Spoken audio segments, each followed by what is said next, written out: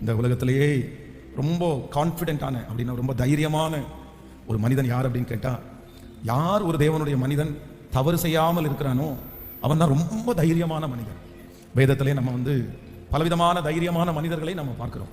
தானியேலுடைய தைரியத்தை குறித்து எல்லாரும் ரொம்ப ஆச்சரியப்படுறாரு. சிங்கம்னாலே எல்லாருக்குமே பயம், அது காற்றுக்கே ராஜா. ஆனால் சிங்க கெவிக்குள்ள போடப்படுவது அப்படின்றது அது ரொம்ப பயத்திற்குரிய ஒன்று. அவ்வளோதான். அந்த சிங்கங்கள் நார் நாராக கிழிச்சிடும், எலும்பெல்லாம் உடைச்சிடும், அந்த மாதிரி பலசாலி சிங்கம். ஆனால் சிங்க கெவிக்குள்ள உன்னை போட போகிறோம், ராஜாவினுடைய கட்டளை பிறக்கப்பட்டு அதனுடைய காரியங்கள் எல்லாம் ஒழுங்குபடுத்தப்பட்டதுக்கு அப்புறம் கூட இந்த தானியேல் பயப்படவே இல்லை. உனக்கு பயமே இல்லையா? இல்லை நீ மனுஷன் தானா? உனக்குள்ள என்ன இருக்குது? நீ எங்களை மாதிரி ஒருத்தன் தானா அப்படின்னு யோசிக்கும் போது இந்த தைரியம் எங்கிருந்து வந்துச்சு அப்படின்னு சொன்னா, நான் ஆண்டவரோட நடக்கிறேன், என்னோட ஆண்டவர் இருக்கிறார், நான் பரிசுத்தமான பிள்ளை, நான் இப்போ கூப்பிட்டாலும் கர்த்தர் வருவார், அவருடைய அனுமதி இல்லாமல் என் வாழ்க்கையில் ஒன்றுமே செய்ய முடியாது என்கிற அந்த தைரியம் தான் சிங்க கெபிக்குள்ள போகிறதுக்கு கூட அவனுக்கு பயமே இல்லை.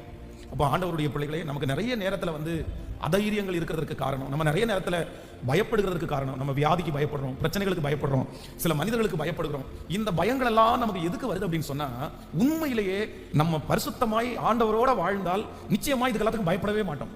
நம்மை அறியாமலேயே ஒரு தைரியம் வரும். உங்களுக்கு எத்தனை பேருக்கு இந்த அனுபவம் இருக்குன்னு தெரியல.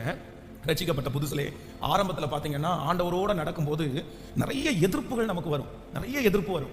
வேலை செய்கிற இடத்துல பிரச்சனை வரும், வீட்டுக்குள்ள பிரச்சனை வரும். ஆனால் இவ்வளவு எதிர்ப்பு வந்தாலும் ரட்சிக்கப்பட்ட புதுதிலே ஆண்டவரோட சிலர் நடக்கும்போது அவங்களுக்கு அது ஒரு பெரிய விஷயமாவே தெரியாது. அவங்க திட்டுறது அவங்களுடைய காதுகளில் விழவே விழாது. அவங்க ஏதாவது அசுத்தமாக பேசினா அதை குறித்து அவங்க கவலைப்படவே மாட்டாங்க. தன்னுடைய வீட்டில் ஒரு எதிர்ப்பு வந்துச்சுன்னா ஆண்டவர் என்ன நடத்துவார். இந்த தைரியம் எதனால உண்டாகிறது என்று சொன்னால், ஆண்டவர் என் கூட இருக்கிறார் என்கிற தைரியம் தான் அந்த தைரியம் நமக்கு.